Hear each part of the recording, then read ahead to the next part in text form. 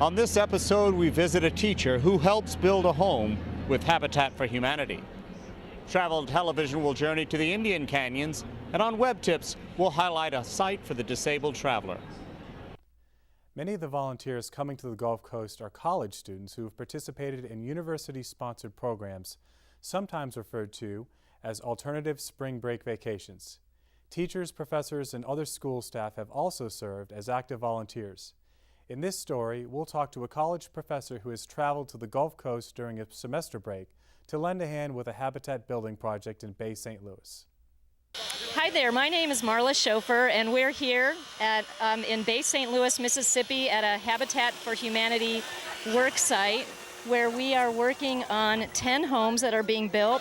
The one behind me is called a Blitz home, which means that we will be putting up this entire home start to finish from slab to move-in condition within 1 week, which is pretty amazing if you've ever seen a home before. This is my first experience with doing anything with Habitat. I'm a volunteer. I've never worked on a house before except for some minor house painting. And what I've been doing the last couple of days is putting up siding, putting on some roof material, building a kitchen, all things I've never done before that I'm learning how to do. And I also would like to tell you that this is my vacation. This is not my typical idea of a vacation that I would go on, but I chose to do it because I was really concerned about what was going on down here in New Orleans. I initially got connected down here through Habitat, and they're working with a local organization that's called Lanyap Church, which actually is a mission that was put together right after Katrina to come down and help build houses. And what they did is they built sort of army barrack housing with 290 bunk beds, and for $20 a day, I get a bunk and 3 meals and, you know, shower and toilet facilities. It's a bit rustic, but you know, look what you're doing and look what you're working on. So it's if you think about it as a vacation, it's probably the least expensive vacation you could ever take, and probably the most rewarding that you could ever do in your life. It's just been an incredible experience for me. I'm meeting really good people, and it's really worthwhile. There's still a ton of work to do down here in Mississippi and in Louisiana. I think that we're not seeing a lot of it anymore in the news and the media, but it's going to be years and years before things are cleaned up here. And there's a lot of people that are living in FEMA trailers. They don't have homes to live in. The countryside is landscaped with homes that have been blown apart. And I would encourage anybody who can come down here to try to get a trip down here. It's really worthwhile, and it's probably one of the more interesting trips I've ever taken, and I think it's going to have a big effect on my life. To see volunteer stories, go to www.projectkatrinavolunteers.net. There is an organization devoted to making travel accessible and comfortable for travelers with disabilities. FlyingWithDisability.org explains that disability need not create any hindrance to a pleasant journey. Many people automatically assume that just because a person has a disability, it will restrict their opportunity to travel around the world. This should not be the case. True, flying with a disability may be slightly more complicated, but the majority of airlines are now geared towards catering to disabled flyers. Flying with Disability is a site designed to provide impartial information and advice to all disabled people around the world who travel by air. It serves as a comprehensive information resource for all disabled flyers, but also as an important forum for disabled flyers to share their experiences of flying to other disabled travelers.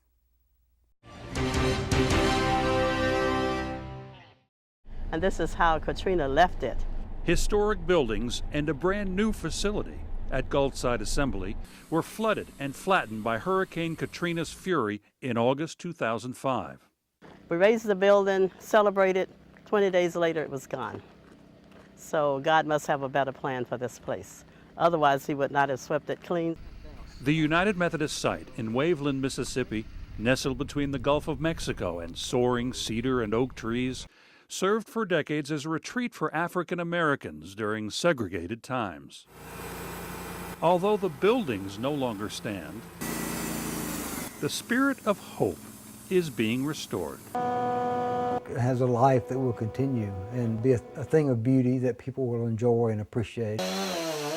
Volunteers, including several United Methodist pastors, spent nearly 6 months at the Hinton Rural Life Center in North Carolina, crafting symbolic furniture from these logs that once stood as shade trees at Gulfside. They're carefully shaping these pieces of eastern red cedar into a communion table, the centerpiece, literally, of the 2008 General Conference. People can walk up to it and touch the communion table or the pulpit or something and say, this was a tree at Gulfside. The pieces represent the rich past and promising future of this historic site. Plans call for the furniture to be returned to a rebuilt Gulfside. It's pretty amazing what it symbolizes, I think, that it survived. In our travel segment, we will visit Indian Canyons in California. An oasis in the desert, this series of canyons offers visitors a chance to witness a location listed in the National Register. What a contrast. Barren hills, sprawling desert, wildflowers, and what appears to me to be an oasis. Now let's face it, how many of you have ever been to an oasis? Well, here in Indian Canyons, literally at the edge of the city of Palm Springs, lies the second largest oasis in the entire United States. And that's just the beginning of it. We're going to head up and check out the rest of it. Come on with me. So we've come from the desert, and now we're in an oasis.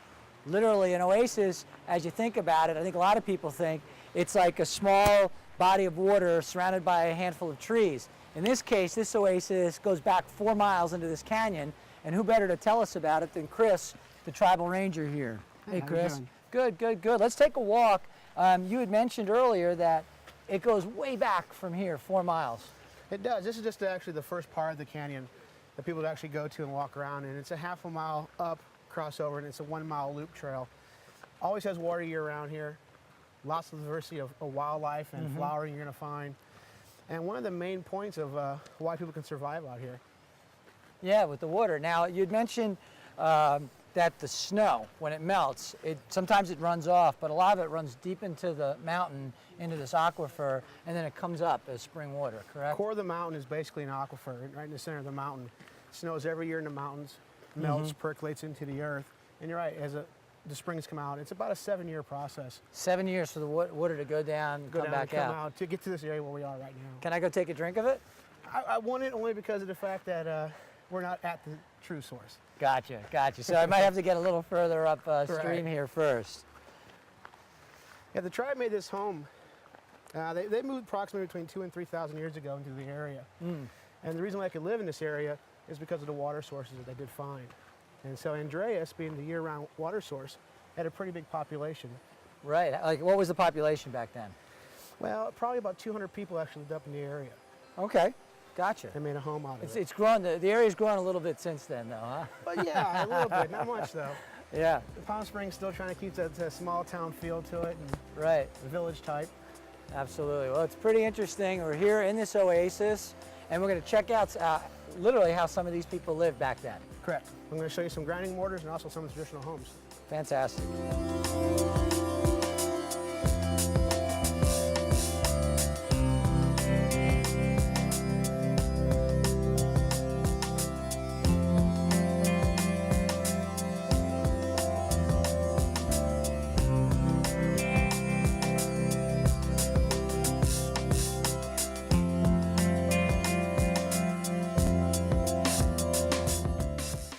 Well, that's a traditional kish, and what's interesting about that is you have to be kind of little to fit in there. One thing about the doorway, it actually faces east. All the doors face east to face the rising sun. So, Chris, these folks, they lived in these huts, if you would, right? And how many family members would actually fit in there? Well, you actually put quite a few people in there, probably up to a big one like this, 15 by 15, up to, say, up 10 to 12 people. 10 to 12 people would live in that. Correct. And actually, the kish is more like while it is a traditional home, it's also more of a place of storage and for inclement weather. Okay. Because the main house is actually behind you. Ah, right over here. Right. I saw it on our way up. Yeah, that's the Ramada. Okay. which is basically some posts and a thatch roof. Since it is so hot here in summertime, if you pack a bunch of people in there, It could get pretty warm. yeah, really uncomfortable. So most of your sleeping would actually be done underneath the ramada. Right, so you have the breeze coming through and it's very comfortable, and unless you have inclement weather, this is what you do. Then you would go right back to the kish again. All right, now So we're gonna hang go, out. so now we've seen how they sleep, where they get their water from, this beautiful oasis. Let's see how they prepared some of their meals. What do you Fantastic, say? right over here. Let's go.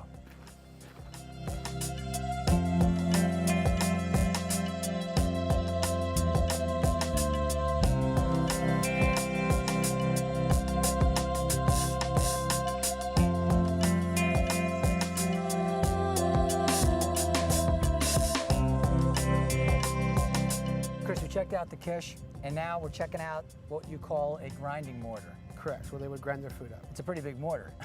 Well, it's a big rock at least, lots of mortars on it, yeah. And as big as it is, it's strategically placed near these trees. Tell me about these trees. What are they? That's the mesquite. When most people think about for barbecue pits and stuff like that, for the tribe, it was their most important food source. They grew the beans on it that they would actually gather in the spring and summertime, dry out, grind up, and make their food. And they would do that in one of these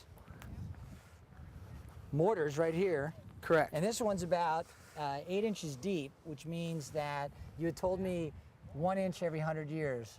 Of it would go constant down. grinding and pounding, yeah, to go So down the rock.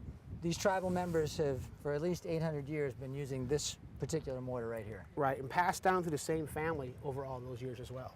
Got it. So this is like, you know, the Murphy family, if you would. I Right. don't think there are too many And Murphys. there's the in tribe, Jones over though. there and the Smiths over here. Well, great. It's a great education. Appreciate you sharing your knowledge. Thanks for with coming us. out. I appreciate you coming. Wonderful.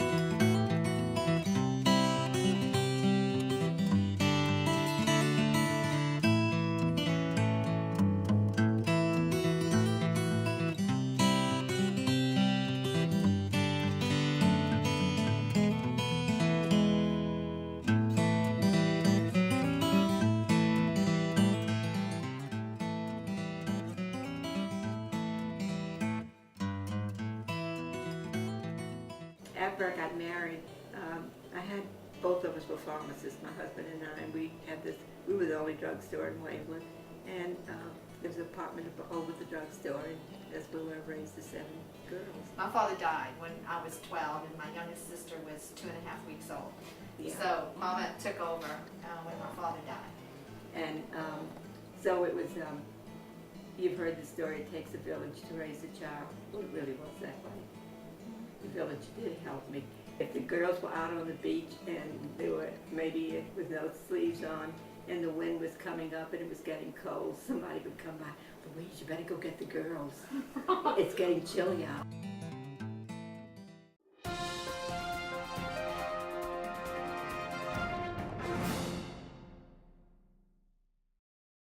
The elderly people in the parish have been waiting for this day to see a groundbreaking for 3 years, you know, and we kept hoping and wishing and praying. I've been in St. Clair's Parish all of my life, for 76 years, and my parents and grandparents before me were also members of St. Clair's Parish. My grandfather and father helped build the first church that was here at St. Clair's. It was a wooden church. It was painted white. My mother and father were married in there, and so were my husband and I in 1952. We were married in this wooden church. And of course my kids, my 5 of my children, have all been baptized, received First Communion. All but one was married in that church, in St. Clair's Church. Not the wooden church, but the new brick church. So anyway, it's always been a big part of my life and my heart.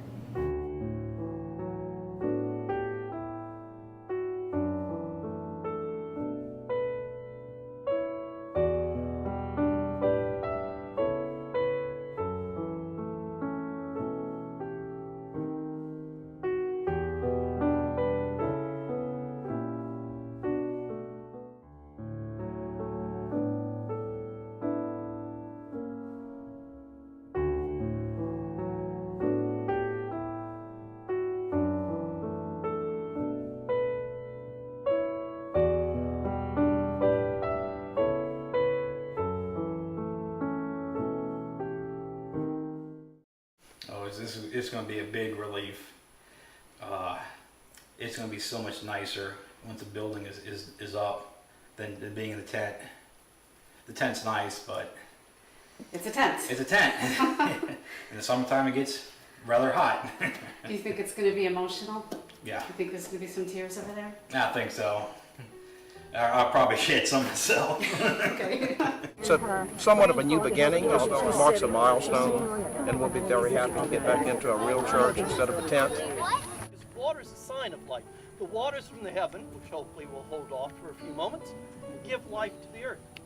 The waters of baptism give us eternal life. And by sprinkling water here, we say, Lord, let this sign of life, water, be a sign of our prayer that your life is going to be here among us. Because this building is just a building, unless we make it something more. An edifice for the glory of God.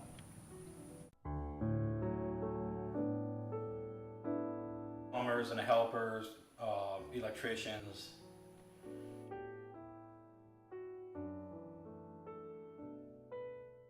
I'm just down here because I want to be.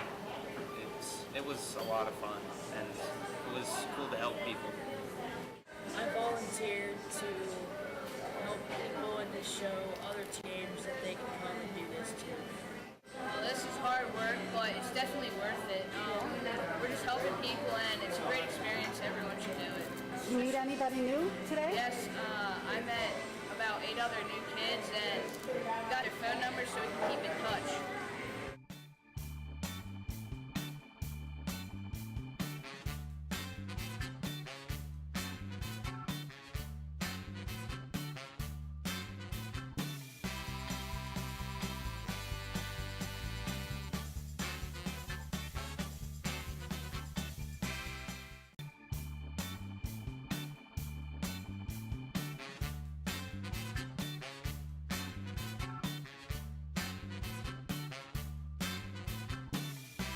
Volunteers, we've had so many people come down here and help us with the cleanup. I just go to show you there's so much more good about this country than ever is wrong with it.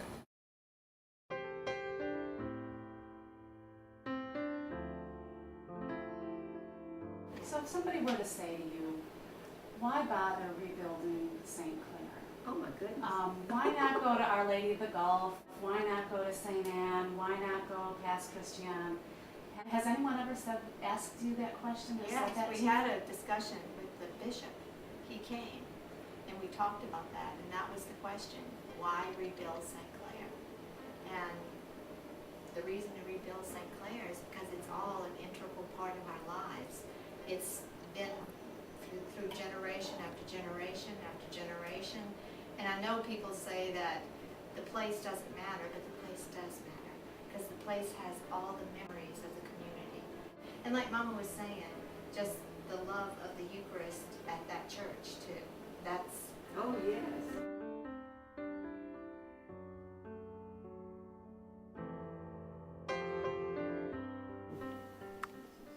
I think that means that the rebirth of the parish, rebirth of the community, and that the people who will benefit generations to come from a new church, a new multi-purpose building, will someday thank us for the vision that we're going to have for the future.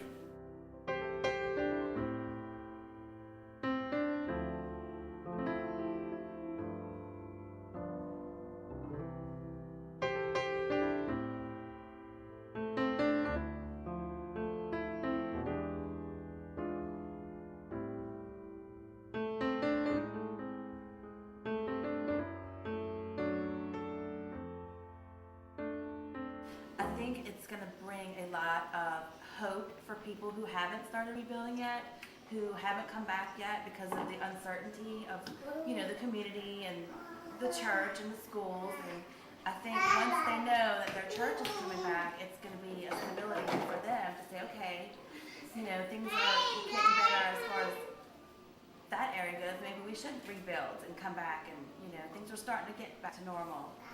And it's going to be great. As far as the neighborhood, it'll make it look a lot better too. It won't look like debris anymore.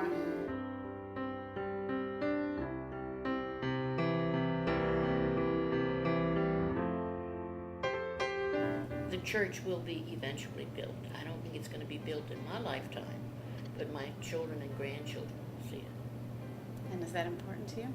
Yes, it is. Very important.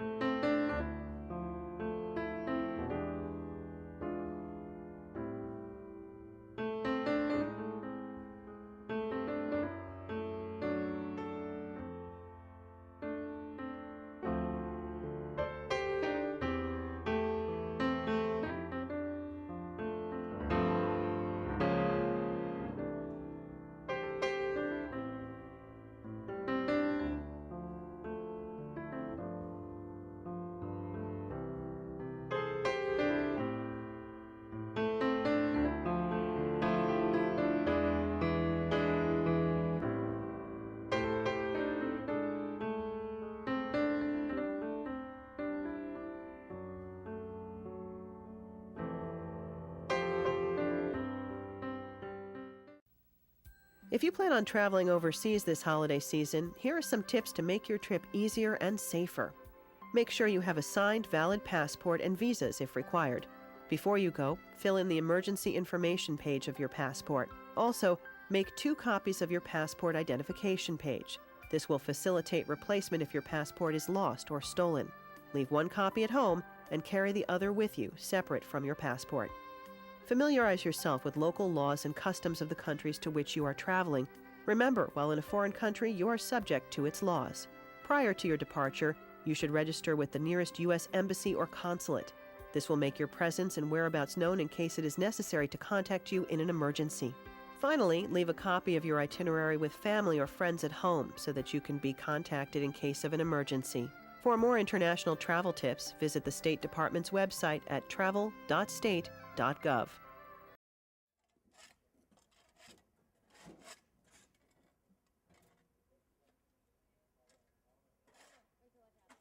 I was a volunteer here in St. Bernard Parish for the past 24 years after I was paralyzed in a car accident.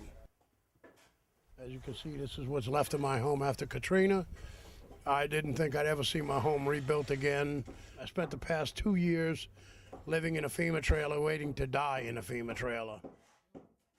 Debris, push all that. I brought a hammer. If you want to pull like the individual nails out of studs, so when they come in here and do all the other work. I'm Ashley Ramos.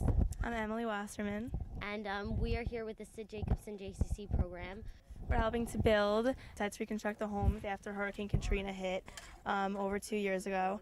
And we gave up our December vacation because we thought that there's nothing else I could think of that is more rewarding than doing something like this. And it's just so unbelievable to see personally the faces and of these people after their homes have been destroyed, and they've all stayed so positive about it. And it's really humbling, the whole experience. Everything here was once amazing, and now it's been ruined, and I'd like to get it back to the way it was. And I'm willing to sacrifice my vacation, anything it takes to get this done. It's kind of sad that all these homes were once like any other homes, and now just because of a hurricane, they got ruined and they have to start from scratch. And we're here to help them.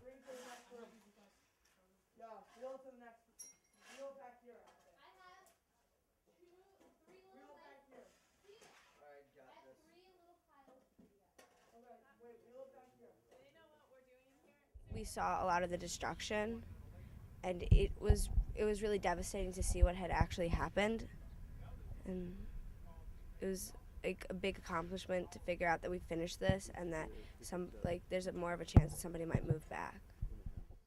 For me, this was much more, as a Catholic, what Christmas is to me is to practice giving instead of receiving, and this is a perfect thing for me. I came out here to give, instead of staying home and receiving a bunch of gifts. And that's practically what I'm trying, because I've been pretty spoiled up to this point. And just when I heard about New Orleans, like, I felt like this would be a great idea to do that, you know, and help others. My Christmas present, the only thing I got for Christmas this year is a whole group of volunteers. I walked outside my front door and I seen a rainbow from the beginning to the end, and 20 minutes later I found out I was going to have some 16 volunteers helping me today. If there were more people like this in America that would volunteer their time to help put people back in their homes, thanks would be immense. And if you ever needed this, I'm pretty sure most of us would pack up our things and come to you. So I would like to see a permanent facility built where they have to put in 35 hours of community service and actual accountability. That way the state has something to grasp onto, so they could fund this and make this really happen. And they put in their hours in their community service, they'll have a fed meal and a free place to stay. I just want to thank you volunteers for everything y'all have done. This storm has been where we have seen some of the best in America and some of the most scummiest people in the world that have come here for some of their own self-gain. But to see these young people that are here to do something, not to fill their pockets, is truly amazing. A lot of the people here that are doing this work are doing it genuinely from their heart and genuinely trying to improve our lives.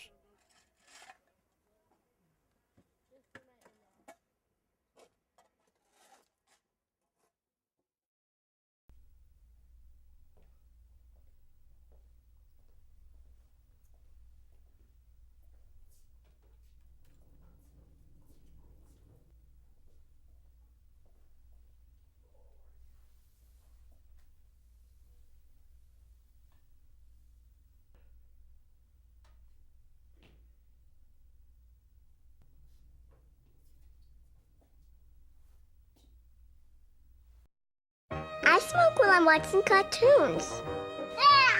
I have my first cigarette of the day when I get up. We smoke in the car on the way to school. I smoke while I'm coloring. I smoke during my nap. When you smoke around your kids, I'm down to about a pack a day. it's like they're smoking. Secondhand smoke can hurt their lung growth and permanently damage lung functions. I tried quitting. I need to try again. Secondhand smoke, it's nothing to kid about.